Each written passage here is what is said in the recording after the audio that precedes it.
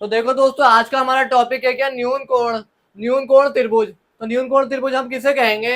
जिस त्रिभुज के प्रत्येक कोण का मान 90 डिग्री से कम होता है वह न्यून कोण त्रिभुज कहलाता है। यानी कि एक हमारे पास ट्राइंगल है, इसका आप कोई भी एंगल ले लो तो उसका एंगल का जो मान होगा वो क्या है, 90 डिग्री से कम होगा।